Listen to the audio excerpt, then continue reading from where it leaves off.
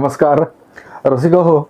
तसं माझं मूळचं गाव म्हणजे बापट घराण्याचं मूळचं गाव गणपतीपुळं, रत्नागिरी जिल्ह्यातलं एक छोटंसं गाव. पण गेल्या 4 पिढ्यापासून आमचं वास्तव्य सांगली जिल्ह्यामधल्या, आजचा सांगली जिल्हा, पूर्वीचा दक्षिण सातारा जिल्हा, सांगली जिल्ह्यातल्या विटा नावाच्या गावात. आता विटा नाही बरं का, विटे हे गावाचं नाव आहे, पण इंग्रजांच्या काळामध्ये विटेचं विटा झालं आणि इंग्रजांनी केलेलं हे नाव, विटा केलेलं नाव आजही प्रचलित असलेलं दिसून येतं. पण खरं नाव विटे आहे. आणि या विटे नावाच्या गावात आमच्या गेल्या 4 पिढ्या गेलेल्या आहेत. आणि याच विटे गावात माझं बालपण गेलं. इयत्ता पहिलीपासून 11वी SSC पर्यंतचा सगळा काळ विटे शहरामध्ये गेला. विटे त्यावेळेला गाव होतं, आत्ता शहर झालंय. तर रसिक हो, माझं पूर्ण नाव विश्वनाथ श्रीधर बापट. रसिकांनी मला विसुभाऊ हे नाव प्रदान केलेलं आहे.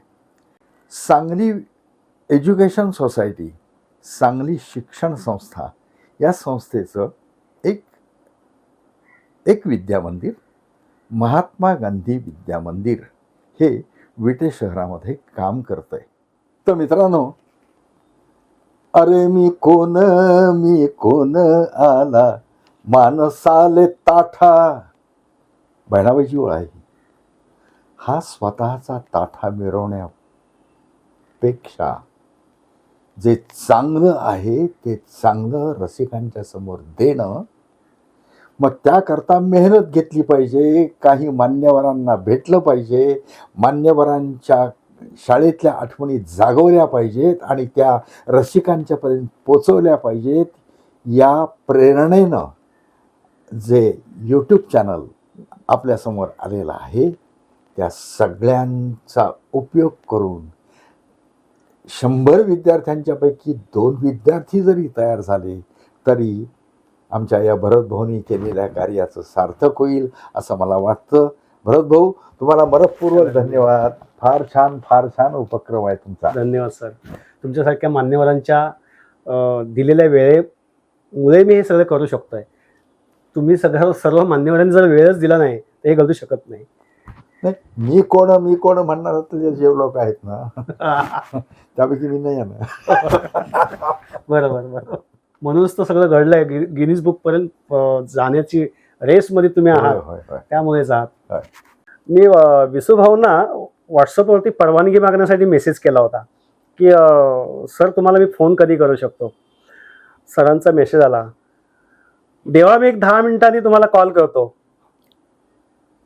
देवा हा जो शब्द त्यांचा जो व्हॉट्सअपला आला तो माझ्या असा कानावरती पडला की त्या शब्दातच मी इतका प्रभावित झालो.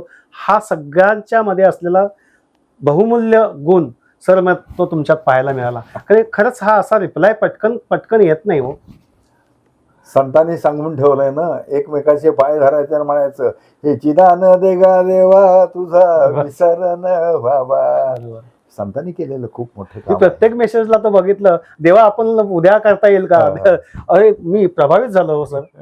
नमस्कार मंडळी, गावाकडच्या वाटा, माझी शाळा माझी आठवण या सदरात आज आपण भेटणार आहोत विसुभाऊ बापट सरांना. नमस्कार सर. नमस्कार. कुटुंब रंगले काव्यात या तुमच्या कार्यक्रमामुळे तुमची प्रसिद्धी आहेच, पण आत्तापर्यंतच्या ज्या माझ्या प्रेक्षक वर्ग जो आहे तो विद्यार्थी आहे.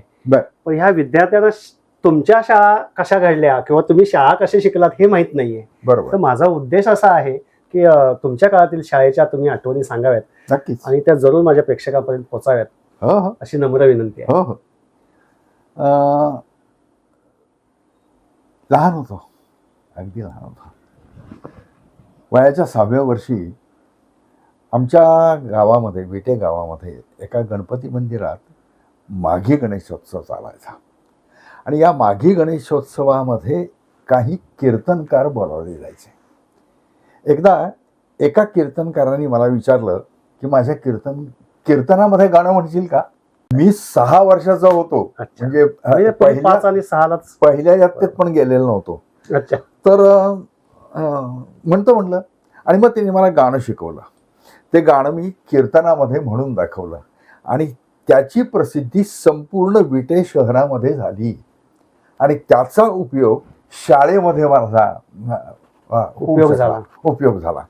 तर शाळेमध्ये गेल्यानंतर अशा पद्धतीची गाणी मी म्हणतो हे शिक्षकांना कळल्या कारणानं शिक्षकांनी माझी निवड त्या निरनिराळ्या गाण्यांच्यासाठी म्हणून केलेली होती. तर ही एक छोटीशी आठवण, ही शाळेत जाण्यापूर्वीची आठवण आहे. बऱ्याच मान्यवरांच्या मी आठवणी पाहिल्या, पण त्या शाळेत असतानाच्या पाहिल्या, पण तुमची शाळेत जाण्यापूर्वीची आठवण किती उत्तम. वा. तर मित्रांनो, नगरपालिकेच्या शाळेमध्ये शिकलो. विटे नगरपालिकेची शाळा नंबर 2. तिथे माझे शिक्षक होते शितोळे नावाचे एक गुरुजी. तर माझ्या आईनं शाळेत जाण्यापूर्वी माझ्या आईला संपूर्ण विटे शहर हे रंगाताई म्हणून ओळखायचं आणि रंगाताईंनी माझ्याकडून पूर्वतयारी इतकी जबरदस्त करून घेतली होती की 30 पर्यंतचे पाढे मुखोद्गत करून घेतले होते. पावकी निमकी शिकवायला सुरुवात केलेली होती. त्यावेळेला पावकी निमकी असायची, ती शिकवायला सुरुवात केली होती आणि मला शाळेत घालायचं ठरलं आणि मी शाळेत गेलो.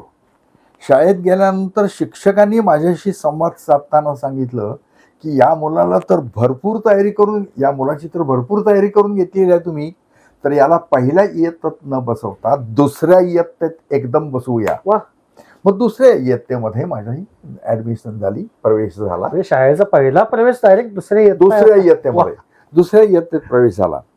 आता त्यावेळची शाळा छोटी कौलारू स्वरूपाची, काही वर्ग 4 वर्ग होते, इयत्ता 1, 2, 3, 4 आणि हे 4ही वर्ग पत्रीची किंवा कौलारू शाळा. खाली बसकर घेऊन बसायचो आम्ही, बसकर घेऊन बसायचो, एखादी वही एखादं पुस्तक बरोबर असायचं आणि त्या शाळेमध्ये आम्ही जायचो. आता तिथं घटना अशी घडायची की आमची शाळा मुलांची शाळा होती आणि या मुलांच्या शाळेमध्ये आठवड्यातनं एक दिवस, बहुतेक तो शनिवारचा दिवस असायचा, तर शनिवारी काही विद्यार्थ्यांना शेण आणायला पाठवायचे आणि काही विद्यार्थ्यांना शाळा सारवायला सांगायचे. तर एक दिवस ही वेळ माझ्यावरती आली. माझ्याबरोबरचे काही मित्र शेण आणायला गेले होते आणि मला शेणानं सारवायचं होतं. आमचा वर्ग शेणानं सारवून काढायचा होता. ते सारवायला सुरुवात केली आणि ही घटना कोणीतरी माझ्या आईला जाऊन सांगितली, रंगाताईला जाऊन सांगितली. आमच्या रंगाताई पिसाळल्या आणि रंगाताई एकदम शाळेमध्ये दाखल. काय, माझ्या मुलाला सारवायला लावता? माझ्या मुलाला मी घरात सारवायला लावत नाही, इथं सारवायला लावता, असं म्हणून आईना म्हणजे त्या शिक्षकांना धारेवरतीच धरलं. आणि त्यानंतर शिक्षकांनी मला म्हणजे सर्व लोक म्हणले बाजूला बस आणि मी बाजूला झालो. पण त्याचा परिणाम असा झाला की या आमच्या मातोश्री रंगाताई नगरपालिकेत गेल्या. नगरपालिकेत त्यांनी जाऊन तिथले जे अधिकारी होते शिक्षणाचे, त्या अधिकाऱ्यांना झाडलं आणि सांगितलं की कोणत्याही परिस्थितीत आता शाळेमध्ये फरशा बसवून घ्या, नाहीतर आमचा मुलगा तुमच्या शाळेत जाणार नाही, इतर मुलांना जाऊ देणार नाही. असं सांगितल्या कारणानं आमच्या शाळेमध्ये शाळा नंबर 2 नगरपालिकेच्या शाळेमध्ये सगळीकडं शहाबादी फरशा बसवून घेतल्या गेल्या आणि शहाबादी फरशा बसवून घेतल्या कारणानं शेण आणणं, शेणानं सारवणं, मुलांच्याकडनं ते करून घेणं, या सगळ्या गोष्टी बंद झाल्या. ही गोष्ट आजही तुमच्या मित्रांना आठवत असेल? काही मित्रांना आठवतच असेल की त्यामुळे आपल्या शाळेत फरशा बसल्या तुमच्या आईमुळे. पण आता माध्यमिक शाळेतले विद्यार्थी जे माझ्याबरोबर शिकत होते त्यांची आणि माझी मैत्री आहे, संबंध आहे. पण प्राथमिक शाळेतले विद्यार्थी मात्र मला आठवतही नाही. पण त्यानंतर मग माध्यमिक शिक्षणाकरता म्हणजे 5वी पासून पुढचं शिक्षण घेण्याकरता कुठं जायचं हा प्रश्न उपस्थित झाला. तर आता त्यावेळची घरची परिस्थिती थोडीशी गरिबीची होती. मग मोफत शिक्षण कसं करता येईल, तर त्यावेळेला नादारीचे अर्ज असायचे. बरोबर. 1200च्या आतमधलं उत्पन्न ज्यांना असेल त्यांना ते माध्यमिक शिक्षण मोफत, अशी एक पद्धत होती.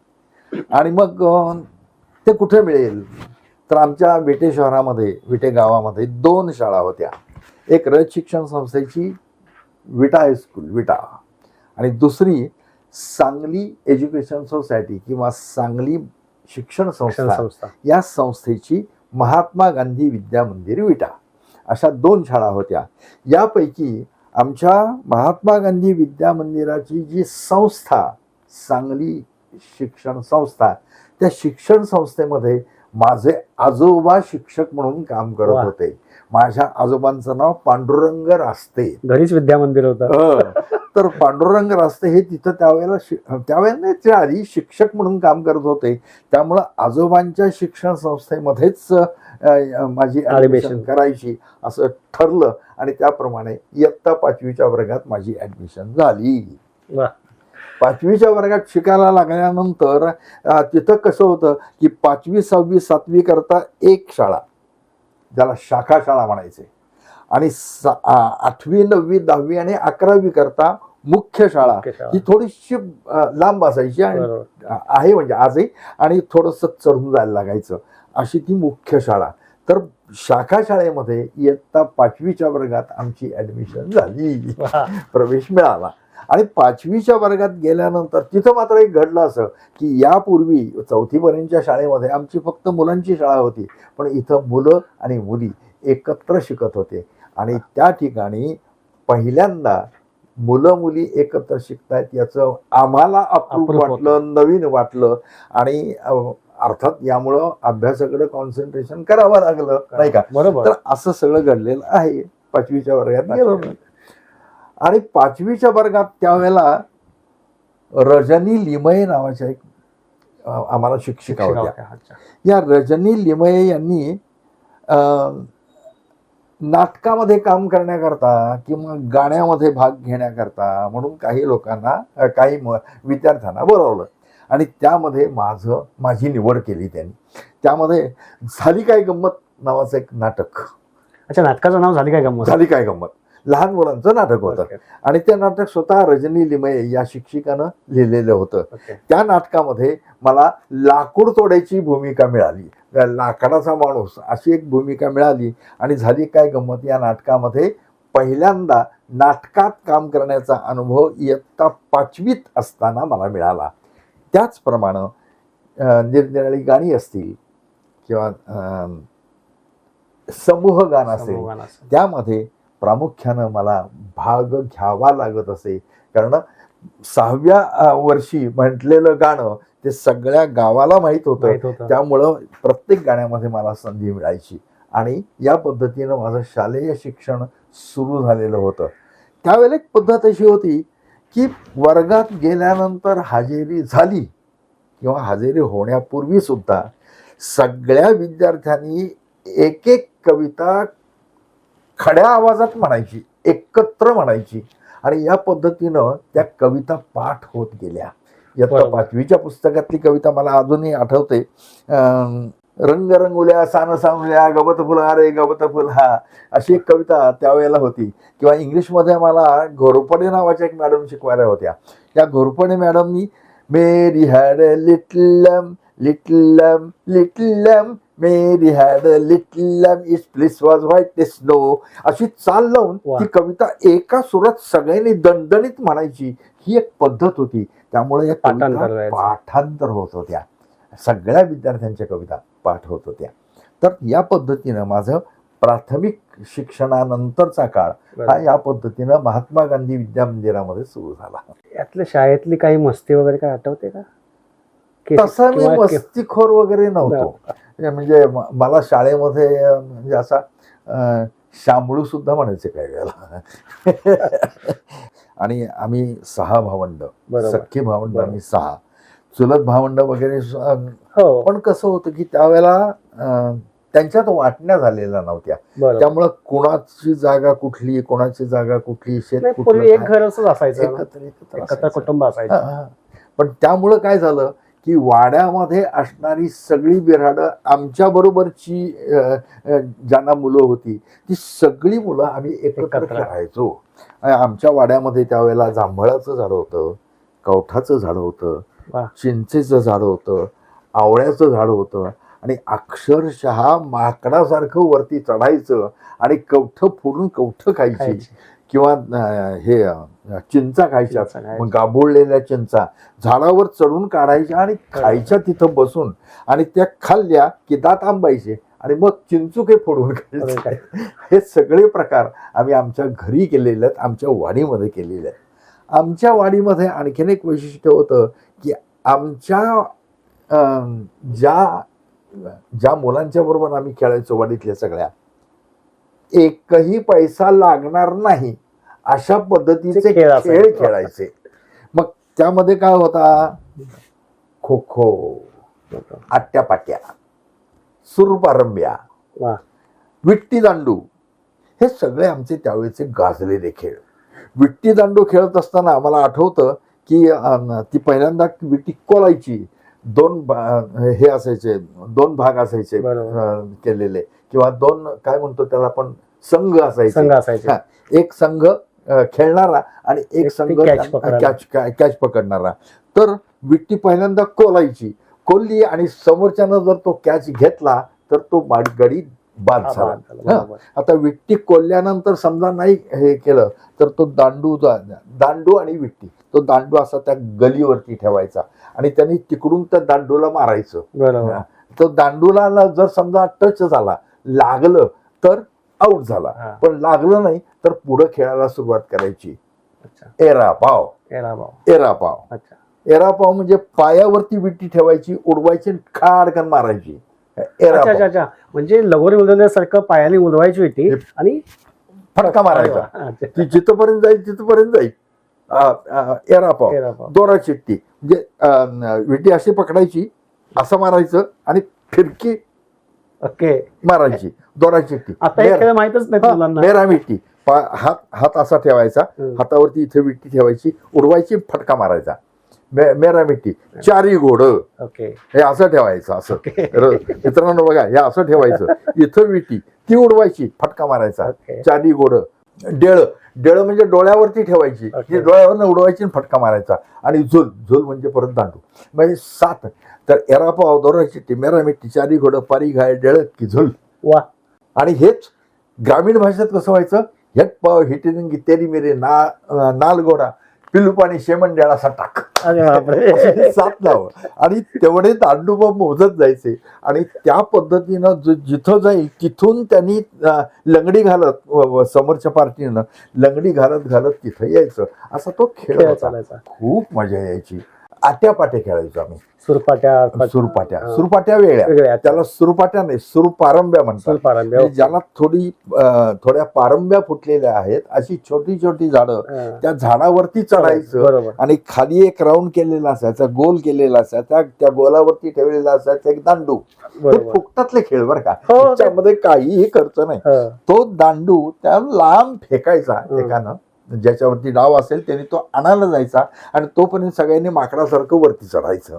आणि मग तो दांडू त्याने तिथे आणून ठेवला की तो दांडू वरनं म्हणजे पारंब्यावरनं उड्या मारत तो दांडू पकडायचा आणि त्यानं पकडून द्यायचा नाही, असा तो खेळ चालायचा. तो सुरपारंब्या. आणि आट्यापाट्या म्हणजे असं दोन संघ आणि तो एक म्हणजे असा दाखवता येणार नाही, रेषा मारलेला असायचा. उभ्या 2 रेषा, आडव्या 2. मलाही थोडस आठवतं, खेळलेलं आहे 85-86. पण तुमचं पाटण म्हणजे त्यावेळेचा सातारा जिल्हा आणि आताही सातारा जिल्हा, आमचा दक्षिण सातारा जिल्हा. तर असे हे खेळ आमचे, हे खेळ खेळायचो. पण त्याच्याबरोबर गोट्या खेळणं, गट्टी म्हणायचं त्याला, मोठ्या गट्टी, सिमेंटच्या गट्टी, बरोबर, किंवा अशा टाकायच्या फेकून मारायच्या, त्या झेलणं, किंवा अशा पद्धतीनं अशा काही गोट्या खेळायचो आम्ही. तर हे गोट्यांचे खेळ. त्या गोट्यांच्या करता मात्र आम्हाला कुठं जाऊन बसायला लागायचं, ते पूर्वी एक सोडा वॉटरच्या बाटल्या मिळायच्या बघा, त्या गोटी सोडा, तिथनं गोट्या मिळवायच्या आणि त्या गोट्या मिळवून त्या गोट्यांनी खेळायच्या. शेवटी फुकटच्या खेळावरती. तर पैसे देऊन जे खेळ खेळायचे ते खेळ आम्हाला खेळायला मिळाले नाहीत. मग लगोरी सारखा खेळ मात्र आम्ही शाळेमध्ये खेळायचो. घरात काय खेळायचो तर आबुधाबी, आबाधाबी, आबाधाबी बरोबर. बघा. तो सुद्धा बॉल चिंध्यांचा बॉल बनवायचा, हारायचं एकमेकाला. बरोबर. तर असे सगळे खेळ आम्ही त्यावेळेला खेळायचो. कारण तो बॉल घ्यायलाही पैसे नाही मिळायचे. ही परिस्थिती होती. बरं, दुसरी गोष्ट अशी की त्यावेळेला जी पुस्तकं असायची, तर 6वीत गेलेला मुलगा कोण, त्याची सेकंड हँड पुस्तकं आपण घ्यायची आणि त्याला सांगून ठेवायचं, तू 7वीत गेल्यानंतर 6वीची पुस्तकं मला दे बर का. म्हणजे ती मैत्री तेव्हापासून जोडायला सुरुवात करायची. जोडायला सुरुवात करायची. ही सेकंड हँड पुस्तकं त्यावेळेला घ्यायची पद्धत होती. नंतर वह्या असायच्या, त्या वह्याची कोरी पानं काढायची आणि ती कोरी पानं काढून ती शिवायची, त्याची मोठी वही तयार करायची, बाइंडिंगला जनरल वही म्हणून.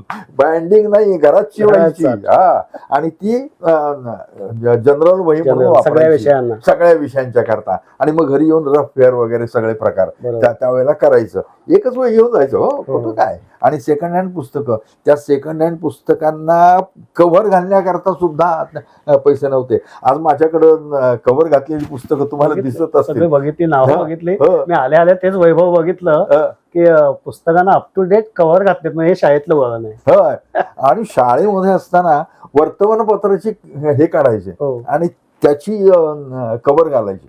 कव्हर घालण्याची प्रॅक्टिस ही शाळेमुळं करावी लागली. आणि वरती नाव आणखीन हे काय करायचं तर जुन्या वह्यातला चिटोरा काढायचा एक, त्याच्यावरती नाव आणि पुस्तकाचं नाव लिहायचं आणि ते डिंकाने चिकटवायचं. त्या डिंक सुद्धा काही वेळेला नाही मिळाला तर भात घ्यायचा, भाताने चिकटवायचं. आणि अशी ती पुस्तकं, त्या पुस्तकाला इजा होणार नाही अशा पद्धतीने वापर. दुमडायचं नाही, कारण ते परत विकायचं, त्यामुळे ते दुमडायचं नाही. ते पुस्तक या पद्धतीनंच वापरायचं, त्याच्यावरती खाणाखुणा काही करायच्या नाही. आणि असं ते पुस्तक सेकंड हँड पुस्तक असलं तरी सुद्धा ते थर्ड हँड पर्यंत पोहोचवायचं काम हे आमच्या वर्गातल्या मुलांनी करायचं. आम्ही पण तेच करत होतो. आणि मोठ्या म्हणजे ज्यांची सुबत्ता होती ज्यांच्याकडं, अशी मुलं सुद्धा अशाच पद्धतीची सेकंड हँड पुस्तकं वापरत होती. तर मित्रांनो, त्या काळामध्ये परिस्थिती अशी होती की आमचे बाबा काम करायचे शेतावरती. कारीशेत असं त्या शेताचं नाव होतं. मोठी विहीर होती, पण शेती हा माझ्या बाबांचा मुख्य व्यवसाय. पण त्या शेती व्यवसायाकरता काही वेळेला आम्हाला बाबांच्या मदतीला जावंसं वाटायचं. मग आम्ही सुट्टीच्या दिवशी बाबांच्या मदतीला शेतावरती जायचो. प्रामुख्यानं मळणी हा प्रकार तुम्हाला माहिती आहे, खळ्यावरती मळणी करायची. ज्वारी पिकायची आमच्याकडं. 5 बैल 6 बैल अशी गोल फिरवायची, खळं तयार करायचं, ते खळं शेणानं सारवून तयार करायचं आणि त्याच्या भोवती ती बैल फिरायचे. तेव्हा नंतर काही वेळानी काही काळ रूळ पण वापरला गेला. रात्रीच्या वेळेलाच मळणी चालायची. आणि ती मळणी पहाटे पहाटे सकाळी उपणणी हा प्रकार होता. आणि उपणण्याचा करता सकाळी सकाळी जरा थंडगार वारा सुटायचा. त्या वाऱ्यावरती ते असं हातामध्ये सूप पकडायचं आणि ते सूप असं हलवत राहायचं. वाऱ्यानं त्यातलं काय म्हणतात त्याला, ज्वारी खाली पडायची, भरलेलं नाही ते सगळं निघून जायचं. कूस ती कूस निघून जायची. आणि या ह्याच्याकरता आम्हाला शनिवार रविवार 2 सुट्टीचे दिवस हे बाबांना सांगायचं की बाबांना मी श्रीधर रामकृष्ण बापट हे माझ्या वडिलांचं पूर्ण नाव. आणि ते संपूर्ण विटे शहरामध्ये श्रीधर पंत म्हणून ओळखले जायचे. आणि आम्ही त्यांना भाऊ काका म्हणायचो. तर भाऊ काकांच्या बरोबर मदतीला शेतावरती जायचं आणि ते उपणण्याकरता खालून भरून द्यायचं काम आम्ही करायचो. मी आणि माझा छोटा भाऊ, आम्ही दोघांनी मिळून ते काम करायचो. छोट्या भावाचं नाव अवधूत. आम्ही दोघं मिळून ते काम करायचो आणि बाबा उपणत राहायचे. ती जी कूस अंगात लागायची ती अशी चावायला लागायची, सांगू काय बोलायची सोय नाही. पण अशा पद्धतीनं बाबांच्या बरोबर मदत करण्याकरता आम्ही सुट्टीचे दिवस त्या ठिकाणी जात असो. शेती हा मुख्य व्यवसाय असल्या कारणानं शेवटी निसर्गावरती अवलंबून पावसाचं पिकायचं, कधी नाही पिकायचं, कधी पैसा असायचा कधी नसायचा.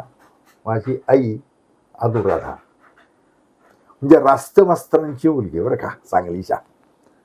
तर ती असेल त्यातल्या त्यात सगळं काही मुलांना मिळालं पाहिजे या दृष्टिकोनातून प्रयत्न करायचे. 6 भावंड तुम्ही एवढं सांभाळणं. तर ती त्या दृष्टिकोनातून प्रयत्न करायची. वाडीमधला काही जो भाग जे काय. आमच्या वाटणीला आलेला होता ते भाड्यानं द्यायचं, त्याचं भाडं. आणि शेतावरती पिकलेलं, आणि शेतावरती प्रामुख्यानं ज्वारी हाच उत्पन्नाचा स्रोत होता. स्रोत होता. मग ज्वारीचे सगळे प्रकार आई करायची. म्हणजे ज्वारीची भाकरी, ज्वारीचं कालवून तयार केलेलं पिठलं, ज्वारीच्या कण्या, ज्वारीच्या पलीकडे काहीही नसायचं घरामध्ये. आणि मग बाकीचं आणण्याकरता पैसे कमी पडायचे. मग त्याकरता माझ्या बाबांनी म्हणजे भाऊ काकांनी आमच्या सुरुवातीला टांग्याचा व्यवसाय सुद्धा केलेला आहे. या टांगा, अब्दुल्ला नावाचा एक माणूस आमच्याकडे काम करायला होता. तो अब्दुल्ला ते टांगा चालवायचा, कधी बाबा चालवायचे. आणि टांगा विट्याचा श्रीधर पंतांचा टांगा त्यावेळेला प्रसिद्ध होता. पण ते दुसऱ्यावरती अवलंबून राहायला लागायचं ना. या सगळ्याचा परिणाम असा झाला की तो शेवटी टांगा काढायला लागला. आणि मग माझे बाबा पुण्यात आणि कराडमध्ये एका बेकरीत शिकण्याकरता गेले. आणि नंतर त्यांनी RN प्रॉडक्ट्स या नावानं स्वतःची बेकरी सुरू केली. त्या बेकरीमध्ये आम्ही म्हणजे ते पाव बनवण्याकरता सुद्धा बाबांना मदत करायचो. मी, माझा भाऊ किंवा माझ्या बहिणी या मदत करायच्याच. पण त्याशिवाय आमच्या शाळेतली मित्रमैत्रिणी आम्हाला मदत करण्याकरता तिथे यायचे. पाव बनवण्याकरता शाळेतले सहकारी एखाद दुसरा यायचा, पण ते सुद्धा यायचे. आणि त्या गोळ्या वळणं, पाव बनवणं, या सगळ्या गोष्टी ते करायचे. एखाद्या वेळेला असं व्हायचं, हाप्स या नावाचा एक प्रकार होता. नाही माहिती. हा, हाप्स म्हणजे काय ते सांगा. ते खंबीर बनवायचं त्याचं, की ज्यामुळं पाव फुगतो. अच्छा. ते खंबीर बनवायचं. पण एखाद्या दिवशी जर समजा ते खंबीर तयार केलं की त्यानंतर जर समजा कुठं काकडी कापली गेली तर ते सगळं खंबीर खराब होऊन जायचं. अरे बापरे. आणि पाव फुगायच्या ऐवजी बसून जायचे. जे जातो स्पंज पाना यायला हवा तो यायचा नाही. तर असे काही प्रकार त्यावेळेला होते. पण त्यावेळेला भट्टीमध्ये आम्ही काम केलेलं आहे. इतकंच नाही तर भट्टीमध्ये तयार झालेले पाव शाळा सुटल्यानंतर घरी आलं की मी आणि आमचे बंधू, आम्हाला दोघांना विटेकर, राम लक्ष्मणाची जोडी असं म्हणायचे. मी दादा आणि त्याला आप्पा म्हणायचे. दादा आप्पा शूर शिपाई असं आमच्या छोट्या बहिणी म्हणायच्या. तर तर आम्ही दोघ जण पिशव्या अडकवायच्या आणि ब्रेड घेऊन दारादारात फिरायचं. ब्रेड घेता का हो? मग ठरलेले असायचे. 4 आणे किंमत होती हो त्यावेळेला ब्रेडची. पण त्या 4 आण्याच्या ब्रेड करता आम्ही गावातल्या एक घरात जायचो आणि ब्रेड विकायचो. ए बापटाची पोरं आली ग, एक पाव घे त्यांच्याकडे. अशा पद्धतीनं पाव विकले जायचे. म्हणजे पाव विक्री करण्याकरता पण आम्ही थोडं काम करायचो, पाव बनवण्याकरता पण काम करायचो. आणि शाळेला सुट्टी असेल त्यावेळेला एखाद्या बाजार करण्याकरता सुद्धा जायचो. आमचा सोमवारचा बाजार विट्याचा होता, मंगळवारचा बाजार करगणी नावाच्या गावाचा होता, बुधवारचा बाजार सुट्टी असायची, गुरुवारचा बाजार असायचा, शुक्रवारचा बाजार. हे सगळे जवळजवळ गाव होते. जवळजवळ गावं. पण ती बाजार गाडी तिथं जायची. बाजार गाडीतनं आम्ही तिथं जाऊन पाव विकायचे आणि परत यायचं. असंही केलेलं आहे. तर या सगळ्याचा परिणाम असा झाला की अनुभव मिळत गेले, आम्ही घडत गेलो. आता पाठांतराच्या बाबतीत सुद्धा लहानपणी आईनं सवय लावली. आणि प्रामुख्यानं आत्ताच्या पालकांना माझं हे सांगणं आहे की तुम्ही तुमच्या मुलांना या पद्धतीनं घडवलं पाहिजे. कारण आई काय करायची, संध्याकाळ झाली की हातपाय धुवून देवासमोर बसा, दिवा लावायचा आणि शुभं करोती म्हणायला सुरुवात करायची. शुभं करोती. मग ते पाठ झालं की त्यानंतर भीमरूपी स्तोत्र आलं, ते पाठ झालं, गणपती अथर्वशीर्ष आलं. असं एक एक पाठ करणं, मनाचे श्लोक आले, हे पाठांतर संध्याकाळी रोज म्हणायचं. त्यामुळं पाठ व्हायचं. आणि पर्वचा म्हणणं हा प्रकार त्या काळामध्ये गाजलेला. एकमेकात चढाओढ लावून ते मोठमोठ्या आवाजात त्या पर्वता म्हणायच्या. भरत भाऊ मजा ही होती की त्या काळामध्ये डोक्यावर केश ठेवणं हा प्रकार नव्हता.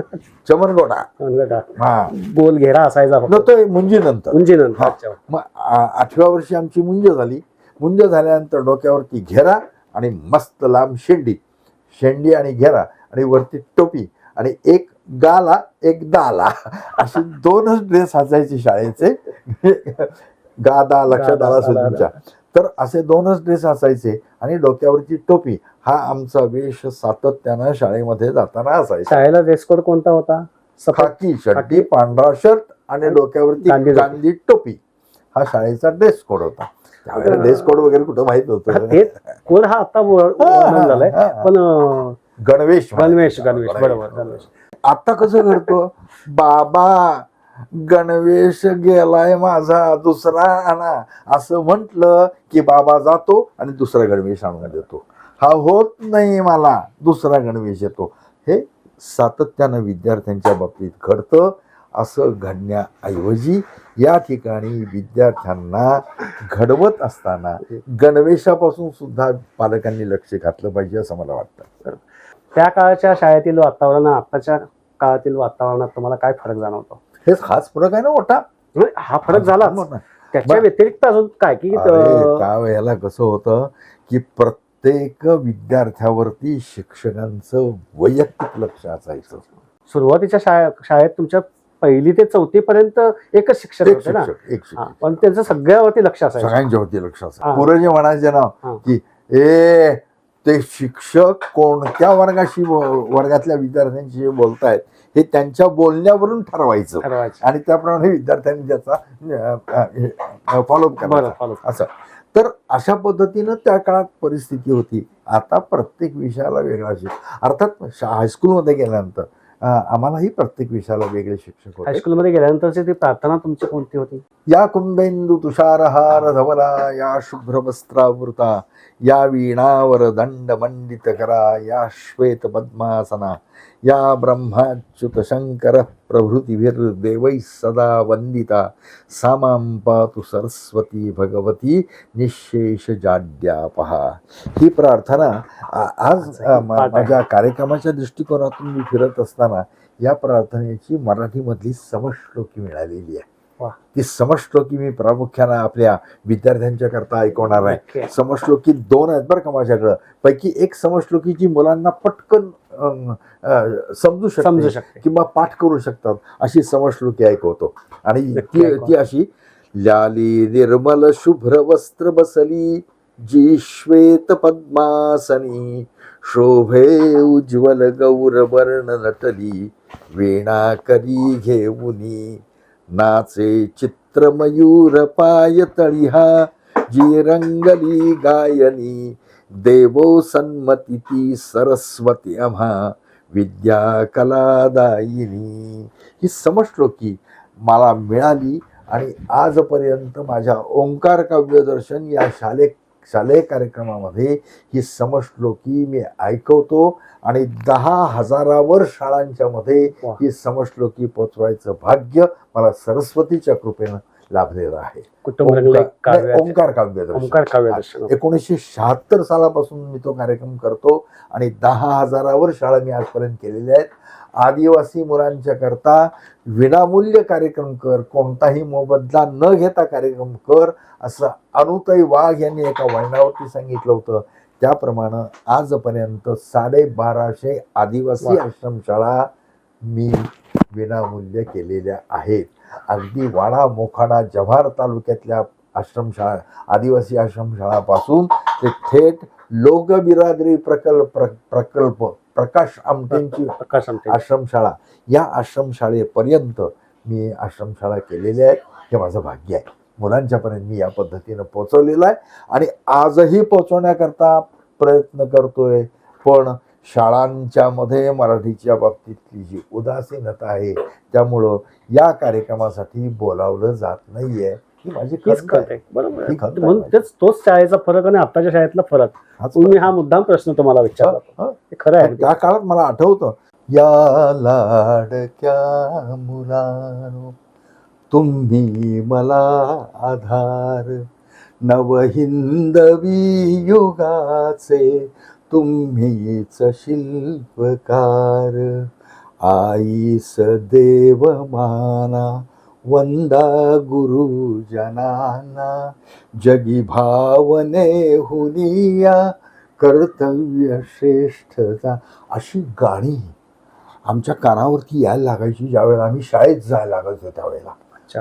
मुख्य शाळेमध्ये ज्यावेळेला म्हणजे प्रार्थना झाल्यावर नाही, प्रार्थनेच्या पूर्वी. अच्छा. हां, तर ही गाणी ऐकत ऐकत ऐकत आम्ही तो शाळेची वाट जवळ करायचो, शाळा जवळ करायचो. आणि त्याच्याबरोबर विठ्ठलाची गाणी, संस्कार देणारी अशी काही गाणी.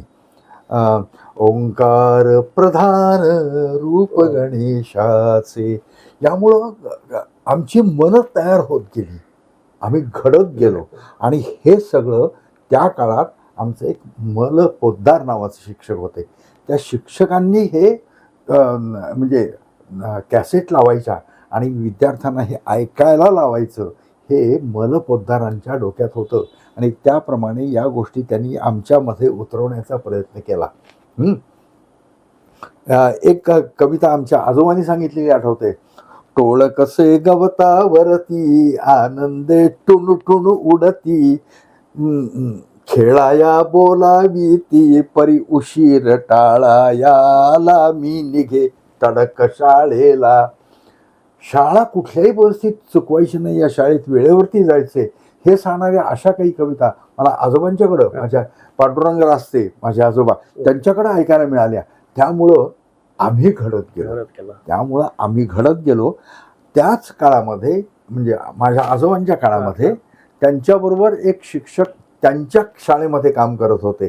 त्यांचं म्हणजे सिटी हायस्कूल ही सांगली एज्युकेशन सोसायटीची शाळा, त्या शाळेमध्ये हे शिक्षक काम करायचे. तर ते ज्या वेळेला विटे गावात आले, त्यांनी आमची शाळा बघितली, त्यावेळेला त्यांनी ही एक कविता तयार करून दिली. शाळेवरती कविता. नितांत सुंदर या माळावर सुरेख आमची शाळा, हिचे आम्ही अभिमानी बालक मिळवू कीर्ती यशाला. ही ममतेची माय माऊली सदाशिरावर हिची सावली, जागेपणीवा स्वप्नी आमुच्या हिचाच अंक उशाला, मिळवू कीर्ती यशाला. की ही आमुची दुजी जन्मदा, जन्मांतरीची भाग्य संपदा, ज्ञानपयावर हिच्या पोचलो, कमी न काही कशाला, मिळवू कीर्ती यशाला. विद्या मंदिर शांती सुखाचे, इथे निवारण भय दुःखाचे, गुरुप्रेमाचा इथे उमाळा, तुला न संतोषाला, मिळवू कीर्ती यशाला. गुरु शिष्याचे निर्मळ नाते, फुलवी तना मनाते, ज्ञानदीप हा घराघरातील, नेई तम नाशाला, घडवू कीर्ती यशाला. हे विद्येचे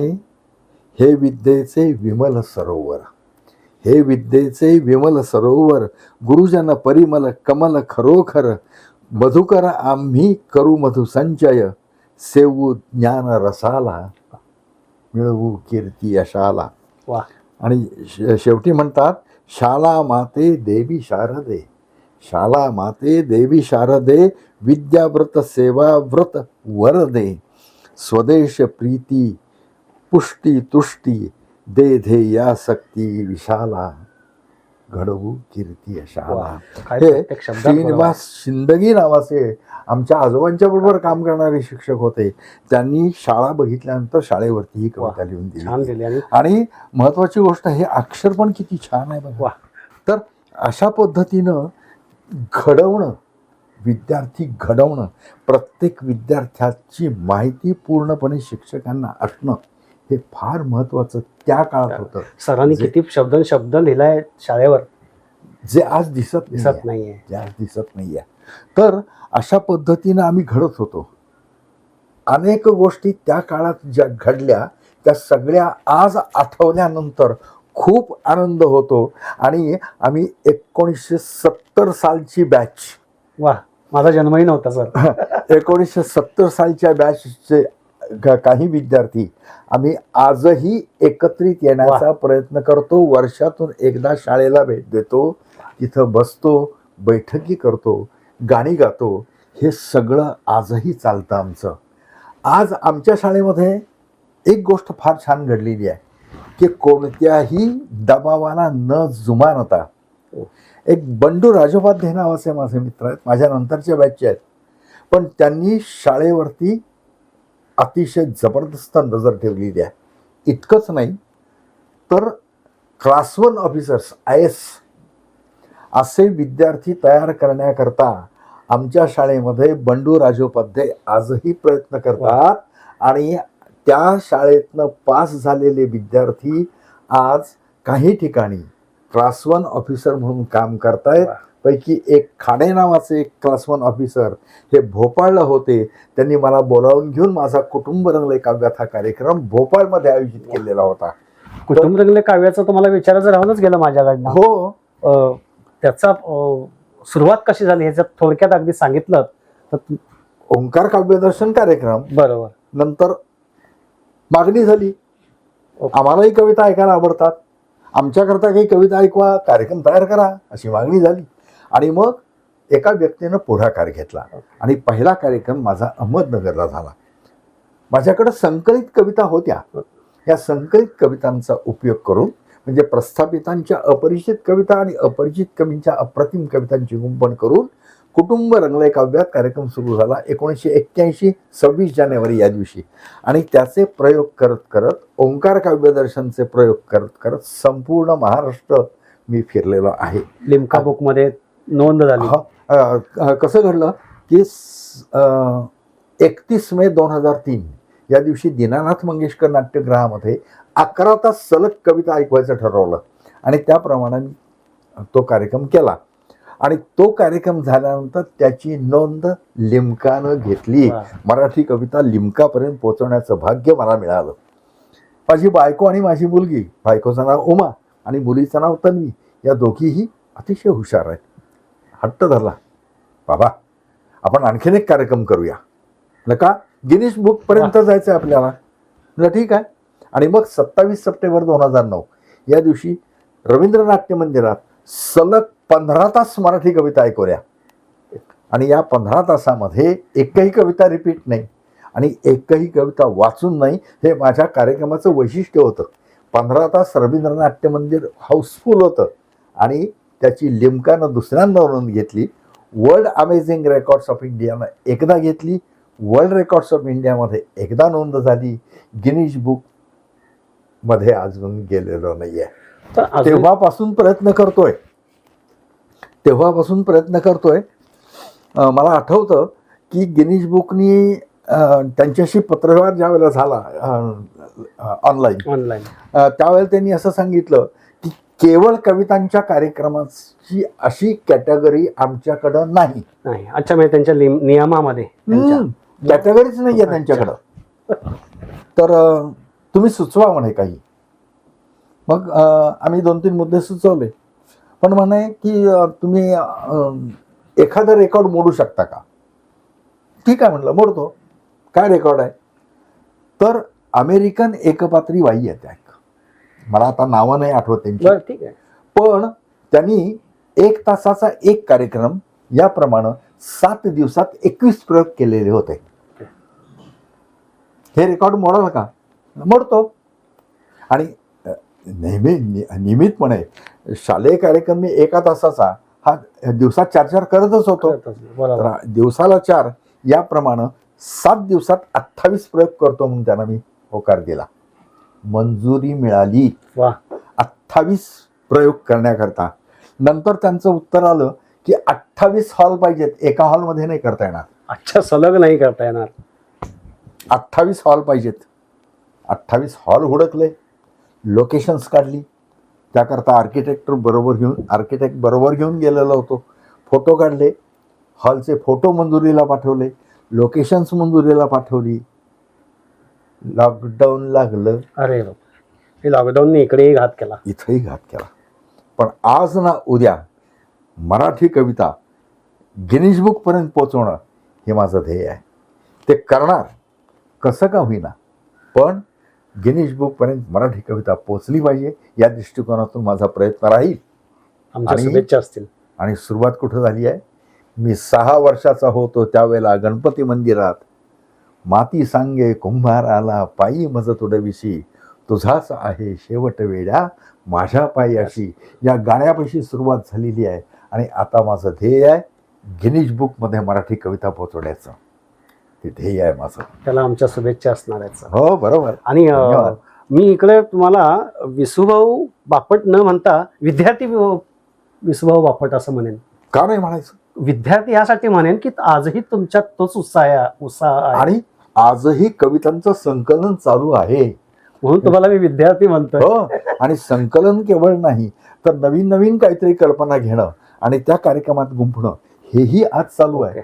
आज मागणीप्रमाणे एक कार्यक्रम मी आता नुकताच केला आत्र्यांच्या एका कार्यक्रमामध्ये.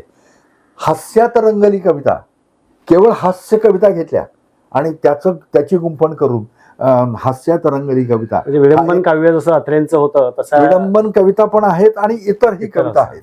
आणि या कवितांचं सादरीकरण 2 तासाचं हे मी या कार्यक्रमात करतोय. पहिला प्रयोग झाला तो माझा तिथं झाला. कुठं? आत्र्यांच्या एका समारंभामध्ये. त्याप्रमाणे मी आणि माझी पत्नी आम्ही 2 जण एकत्रित येऊन एक कार्यक्रम करतो. वा. हे प्रचलितच नाही अजून. कुठल्या मुलाखतीत तुमचा उल्लेख नाही याचा. नाहीये. मग तो कार्यक्रम कुठला तर फक्त मराठी कवितेला कवयित्रींचा 750 वर्षांचा इतिहास आहे. हा 750 वर्षांचा इतिहास आम्ही सई बोल ना काही या कार्यक्रमात 2 मिळून करतो तो कार्यक्रम. आणखीन एक कार्यक्रम आता आम्ही बेतलेला आहे. एक कार्यक्रम नुकता केला सुद्धा, पती पत्नींची कविता. वा. म्हणजे छान कन्सेप्ट आहे. पती पत्नी स्पेशल असं त्या कार्यक्रमाचं नाव ठेवलं आहे. आणि पती पत्नीतले संवाद हे कवितेच्या रूपाने मांडायचे अशा पद्धतीनं तो कार्यक्रम घेतलेला आहे. वा.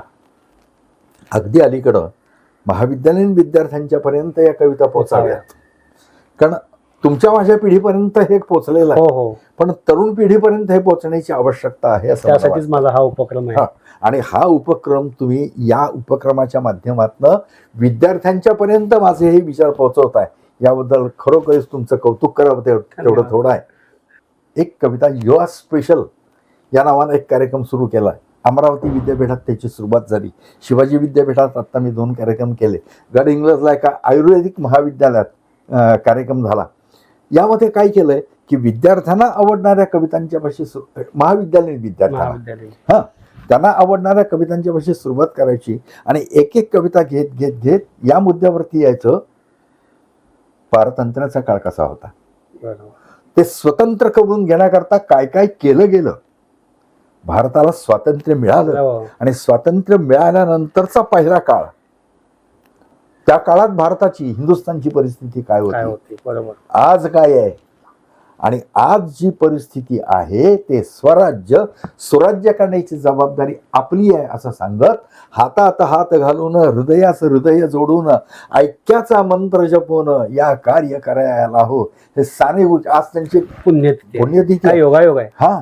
तर साने गुरुजींच्या या कवितेविषयी बलसागर भारत होऊन कार्यक्रमाची सांगता करतो आणि तरुण विद्यार्थी वंदे मातरम म्हणण्याकरता उभे राहतात. हा अनुभव आहे.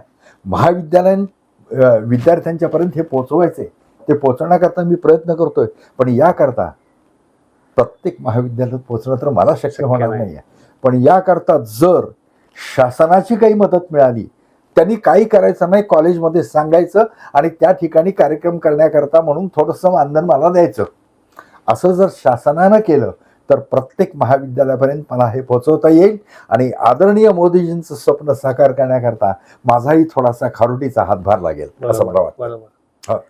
बरं. तर मागे वळून बघताना तुम्हाला आजही तुम्ही जे शाळेतले तुमचे मित्र वगैरे तुम्ही आजही शाळेत जाऊन भेट देता? भेटतो. आम्ही वर्षात एकदा तिथं जातो. ओके. बरं. त्या शाळेमध्ये गेल्याच्या नंतर अगदी डोळे बंद केल्यावर बालपणाचा विसुभा विद्यार्थी दिसतो का हो? म्हणजे काय, बालपणीचे दिवस सुखाचे आठवतो घडी घडी फक्त तिथंच गेल्यानंतर नाही तर कायम त्या शाळेची आठवण येते. आणि त्या शाळेनं मला खूप दिलेलं आहे आणि त्या शाळेनं मला दिलं. माझ्या आईबाबांचे आशीर्वाद मला मिळाले, माझ्या भावंडांचं सहकार्य मला मिळालं आणि म्हणून विश्वनाथ बापट विसुभाऊ बापट झाला. आणि महाराष्ट्रातच नव्हे तर सातासमुद्रा पार कविता पोहोचवण्याचं भाग्य मला सरस्वती कृपेनं आणि आईबाबांच्या आशीर्वादानं आणि समस्त बेटेकरांच्या प्रेमामुळं हे मला करता आलं, शक्य झालं. आणि त्यावेळेचे माझे मित्र आजही मला तितकेच प्रेमळ वाटतात. विटेकर तुमच्या बाबांना काका भाऊ म्हणायचे? भाऊ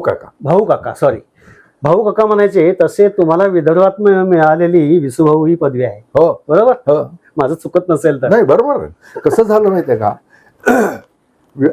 विदर्भात एका कार्यक्रमाला म्हणजे कवी लोकांच्या करता मी स्पर्धा घेतली होती आणि त्या स्पर्धेकरता भिळे कन्या शाळेमध्ये आम्ही ती स्पर्धा आयोजित केली होती. आणि त्या स्पर्धेकरता ज्या वेळेला सगळे कवी आणि आम्ही एकत्रित आलो त्यावेळेला कवी म्हणले, अरे विसुभाऊ म्हणूया आपण याला. आणि ही रसिकांनी दिलेली सर्वात मोठी भेट आहे. आणि मीही ते मान्य का केलं तर विश्वनाथ मधला विसू आणि भाऊ हे माझ्या बाबांचं नाव, म्हणजे माझा हा पूर्ण नाव होतं विसुभाऊ बापट, हे पूर्ण नाव होतं. म्हणून मी या गोष्टीला होकार दिला आणि हे आजपर्यंत चाललेलं आहे. मला विश्वनाथ नावानं कुणी ओळखत नाहीत, विसुभाऊ नावानं मात्र संपूर्ण जगात माझा आज तो मला अनुभव आला. की मुलाखतीसाठी जस्ट निघताना एका मित्राचा फोन आला. जस्ट मी म्हणला, अरे बापट सरांची मुलाखत घ्यायला चाललोय. अच्छा, कोण ते? विसुभाऊ बापट का? म्हणजे अगदी बापट सर म्हणालो म्हणजे लक्षात घ्या कुटुंब काव्याने किती तुम्हाला मोठं नाव दिलंय. आणि विदर्भाने दिलेलं तुमचं, विदर्भातल्या त्या सरांचं नाव विसरलो, एर्लाबादकर सरांना, प्रकाश एर्लाबादकर, त्या सरांचे धन्यवाद आहे की आम्हाला एक विसुभाऊ मिळवून दिला. नक्कीच. तर असा हा सगळा प्रवास आहे. हा प्रवास सहज नाही घडलेला, शाळेने घडवून आणलाय, शाळेनं संस्कार दिलेत आणि हे संस्कार पुढल्या पिढीपर्यंत पण पोचवले पाहिजेत हेही आम्हाला आमच्या शिक्षकांनी सांगितलंय. आणि त्यानुसार मी 2 वर्ष प्राध्यापक म्हणून जे काम केलं त्या ह्याच्यामध्ये या गोष्टी मी सांगण्याचा प्रयत्न आमच्या विद्यार्थ्यांना केलेला आहे. त्यामुळं ते विद्यार्थी जर आज भेटले तर ते माझं म्हणजे कौतुकानं नमस्कार करतात मला, हेही करतात. मित्रांनो, सरांची सुरुवातीला मी ओळख करून देताना प्राध्यापक विसुभाऊ बापट असं म्हणायला हवं होतं. सरांच्या बोलण्याच्या ओघातनं आता तेच समजलं की काही वर्षांनी प्राध्यापकी त्यांनी केलेली आहे.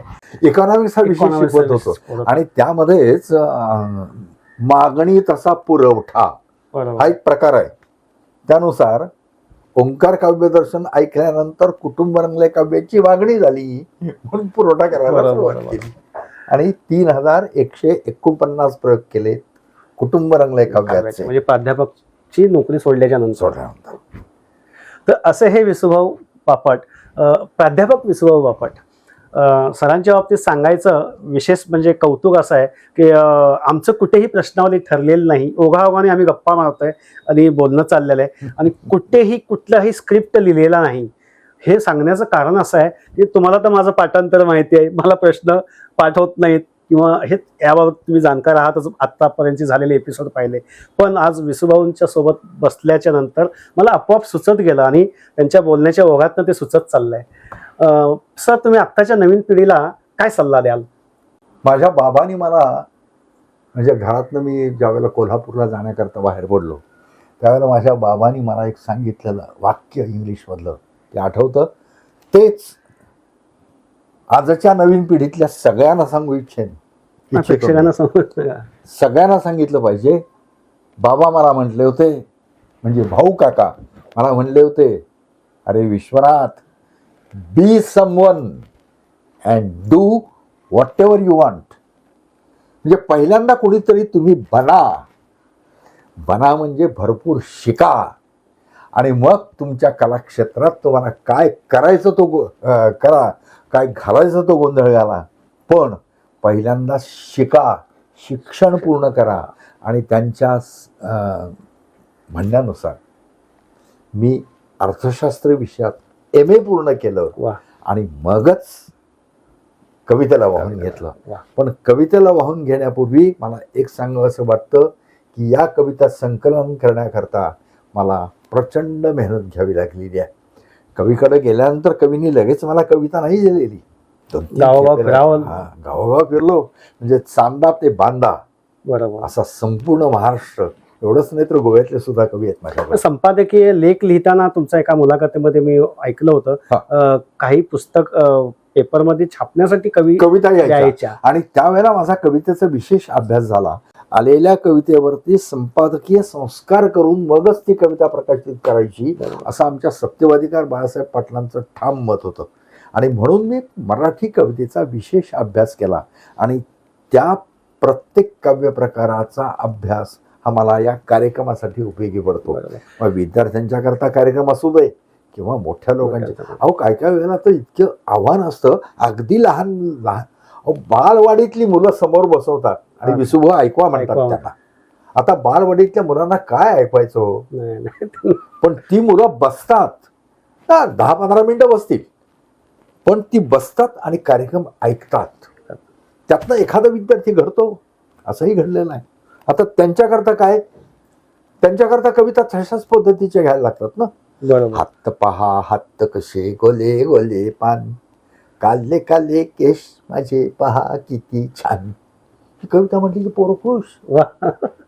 एक होतं झुलल चालत नव्हतं शलल, बसमध्ये चललं बाकाखाली दल्लं, तिकीट नाही काढलं, असं कसं घाललं. हे ऐकवले की लहान मुलं खुश होती. त्यांच्या बोलीत बोलतो ना मी, खळखळून हसत, खळखळून हसतात. आणि अशाही कविता या लहान मुलांना आवडतात. बघा, या शिंदगी सरांचीच एक कविता आहे. एक होतं कास प्यालं कुमारी असं, एक होतं कास प्यालं कुमारी असं, आईला म्हणाल पाठीवर बसव, आई म्हणे त्याला अरे बाळा कास पाठीवर बसवते पण आधी मला हसव. परघुस. लहान मुलांच्या करता या पद्धतीच्या कविता संकलित केलेल्या आहेत आणि त्या कवितांचं सादरीकरण अगदी लहान मुलांच्या समोर ज्यावेळेला कार्यक्रम करतो किंवा तीच मुलं समोर असतात त्यावेळेला मला या कवितांचा उपयोग होतो.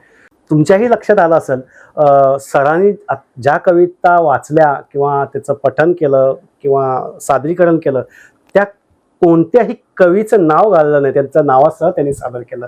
हा किती मोठेपणा आहे, मनाचा मोठेपणा आहे हा. नाही, पण त्यामुळंच मोठे मोठे कवी सुद्धा विचारतात की विसुभाऊ माझी कविता घेतोच की नाही. पाहिलं ना मला ना की कुठून कसा प्रवास असावा आणि कसा नसावा हे आज विद्यार्थी विसुभाऊंच्याकडनं शिकायला मिळालं. मी सुरुवातीलाच सांगतो मी कवी नाहीये, मी कविता तुमच्या अनेक मुलाखतीत मी पाहिलं. मी कविता सादर करतोय, कविता लिहित नाही.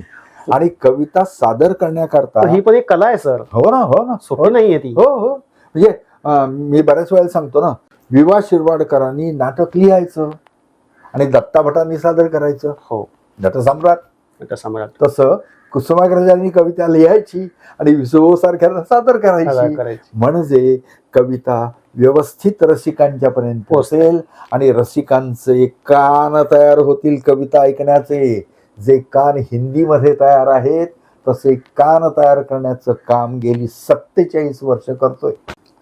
जसं तुमच्या शाळेने प्रार्थना गाणी वाजवली ती आजही तुम्हाला संस्कार घडवतायत, तसं तुमच्या कविता सादर करून तुम्ही ते प्रवास घडवताय. आता हा बोबड गीत नावाचा काव्य प्रकार जो आहे हा पहिल्यांदा नामदेवांनी लिहिला बरं का. ओके. संत नामदेव.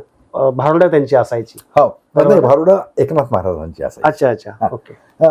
नामदेवांनी बोबड काव्य नावाचं, बोबड गीत नावाचा काव्य प्रकार पहिल्यांदा लिहिला. त्यांनी कृष्ण आणि पेंड्या यांच्यातला संवाद तो साधत असताना एक त्यांची एक गाजलेली कविता मला मिळाली. ती कविता अशी, बोबड गीत. कितना थमालले थमाल आपुल्या गाई, ही त्यांची कविता. नंतर त्यांचीच या कवितेप्रमाणे गदी माडगुळकरांची कविता माझ्याकडे आहे. गीत गोपाल नावाचा काव्यसंग्रह आहे. तर बालमित्रांनो, हा बलराम कृष्णाला बघतो आणि आपल्या आईच्या मांडीवरती जाऊन बसतो आणि आईला विचारतो, आई ग तू पण गोरी मी पण गोरा. एकटा कृष्णच का ग काळा झाला? आणि कृष्ण काळा का झाला हे बालबुद्धीला वाटलं. ते आपल्या आईला सांगतो, आई ग तू त्याला काळ्या कपिलेचं दूध पाजते ना म्हणून तो काळा झाला, मग तू त्याला काळ्या कपिलेचं दूध पाजू नको. हे बलराम आपल्या आईला सांगतोय. आणि गदी माडगुळकरांनी गीत गोपाल मध्ये कविता लिहिली, दूध नको पाजू हलीला काल्या कपिलेचे, का कालाया म्हणती आई ग पोल गुलाक्याचे. दूध नको पाजू हलीला काल्या कपिलेचे. मग काय कर, तुझ्या घेऊनी पदला खाली पाजत जाया सांज सकाळी, तुझी समगोले होऊ दे लूप शोनुल्याचे. दूध नको पाजू हलीला काल्या कपिलेचे, नको दाखवू नको बोलवू झाला वरचे काले काऊ. वा, हंस या सदावी शाजले धावल्या पंखांचे. दूध नको पाजू हलीला काल्या कपिलेचे, नको ठेवू ग या अंधाली दिवे ठेव ग उशासलातली. दाऊ नको याला कधीही खेळ शावल्यांचे. दूध नको पाजू हलीला. बाल कल्पना आणि बोबड्या बोलातलं गाणं हे मुलांच्या समोर गेलं पाहिजे, मुलांच्यापर्यंत पोचलं पाहिजे, आणि तरच मुलांना कवितेची गोडी लागेल. बरोबर. मराठी कविता काय चीज आहे हे मुलांच्यापर्यंत पोहोचवण्याची धडपड गेली 47 वर्ष करतोय. इथून पुढे सुद्धा करण्याची ताकद परमेश्वरानं मला द्यावी आणि ते मी करत राहावं, हीच फक्त परमेश्वराच्या चरणी मी प्रार्थना करतो. आमच्याही शुभेच्छा आहेत त्याला. तुम्हा सर्वांच्या शुभेच्छा जर मिळाल्या तर मग पाठीवरती हात ठेवा, लढ म्हणा. ओळखत का सर मला पावसात आला कोणी? ओळखत का सर मला पावसात आला कोणी? कपडे होते कर्दमलेले केसावरती पाणी. क्षणभर बसला नंतर हसला बोलला वरती पाहून, गंगामाई पाहुणी आली गेली घरट्यात राहून. माहेर वाशीन पोरी सारखी चार भिंतीत नाचली, मोकळ्या हाती जाईल कशी बायको फक्त वाचली. भिंत कसली चूल विजली होते नव्हते गेले, प्रसाद म्हणून पापण्यांमध्ये पाणी फक्त ठेवले. कारभानीला घेऊन संगे सर आता लढतोय, पडकी भिंत बांधतोय, चिखलगाड काढतोय. खिशाकडे हात जाताच पटकन खुर्चीत न उठला, पैसे नको सर मला, जरा एकटेपणा वाटला. मोडून पडलाय संसार पण मोडला नाही कणा, पाठीवरती हात ठेवून फक्त लढ म्हणा. ही विद्यार्थ्यांची शिक्षकांच्या वरती असलेली भक्ती होती आणि विद्यार्थ्यांच्याकडं शिक्षकांनी पाहण्याचा हा जो प्रकार होता हा अतिशय महत्वाचा होता. दृष्टिकोन हा अतिशय महत्वाचा होता. आणि अशा पद्धतीचे शिक्षक, अशा पद्धतीचे विद्यार्थी आजही घडावेत असं मनापासून वाटतं. मित्रांनो, आज आपण प्राध्यापक विसुभाऊ बापट, विद्यार्थी प्राध्यापक विसुभाऊ बापट असं म्हणेन मी. तर हे होते विसुभाऊ. तर मित्रांनो, छायाचित्रकार भरत मुळावदे यांच्या गावाकडच्या वाटा माझी शाळा माझी आठवण या सदरामध्ये त्यांनी हे जे कार्य चालवलेलं आहे या कार्याला मला निमंत्रित केलं, माझ्या शाळेच्या आठवणी जाग्या केल्या, याबद्दल त्यांना मनःपूर्वक धन्यवाद देतो. अतिशय महत्त्वाची गोष्ट, या सगळ्याचा उपयोग विद्यार्थ्यांनी करून घ्यावा ही माझी कळकळीची विनंती आहे. धन्यवाद सर.